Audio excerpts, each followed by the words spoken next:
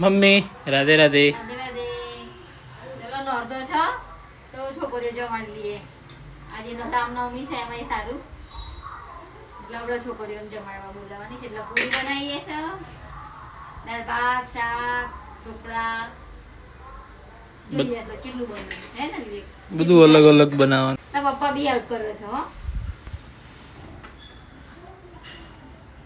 તમે શું કરો? લસણ પૂરું છું, પછી આ મગફળી એ બી પૂરું. દાળમાં નાખવા. જો આપણે આવી ગયા છે ઢોકળા લેવા માટે. જલ્દી હવે ઢોકળા લઈ લઈએ પછી જઈએ ઘરે. બીજી વસ્તુ બી લેવાની છે. ચલો જલ્દીથી આપણે શ્રીખંડ લેવા આવ્યા છે. મમ્મી શ્રીખંડ લેવાનું કીધું. ચાલો આપણે શ્રીખંડ લઈ લઈએ. ચલો કમ્પ્લીટલી આપણે બધી વસ્તુ લઈ લીધી છે. હવે જઈએ ઘરે. જો પૂરીને એમ બનાવી દીધી છે મારી મમ્મીએ. ઓકે ઢોકળા બનાવી દીધા. જુઓ હજુ થોડા વઘારવાના બાકી છે. બાકી છે હજુ. હું વધારે લઈને આવ્યો હતો. કેમ મંગાવ્યા હતા કિલો, હું 1.5 કિલો લઈને આવ્યો. એવું તો એટલા જ તારો તો પછી આટલા જ થઈ જશે નહીં વઘારવા. જો આ દાળ બનાવી દીધી છે. બીજું શું બનાવ્યું મમ્મી? સૂકી ભાજી બનાવી. આ જોઈ લો બટાકાની સૂકી ભાજી બનાવી દીધી. આ દાળ ઢોકળા અને ભાત.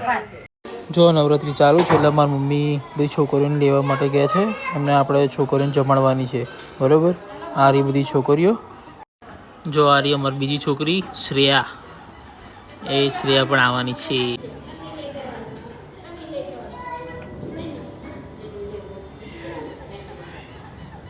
જો 1 2 3 અને 4 છોકરીઓ થઈ ગઈ છે. એક છોકરી આવે છે એ પેન્ડિંગમાં છે બરોબર. જોતા રહેજો. આ અમાર બાબુ આવા રિસર્ચ આવવા માટે.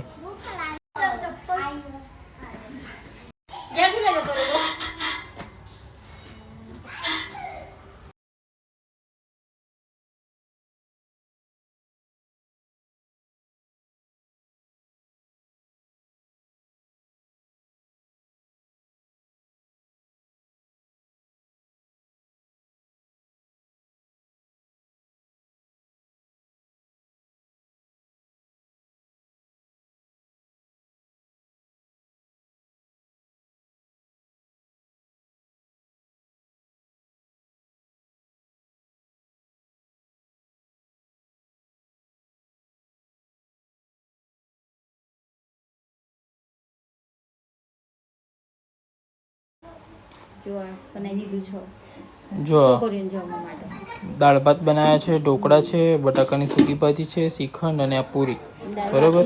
અને હજુ દાળ બાકી છે. આવી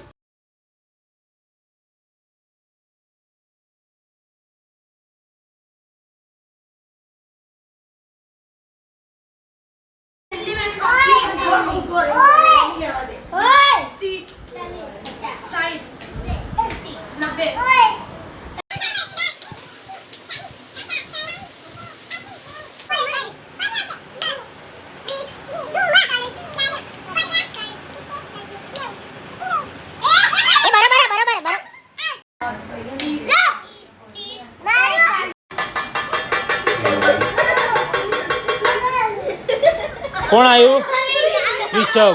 રિષભ આવ્યો.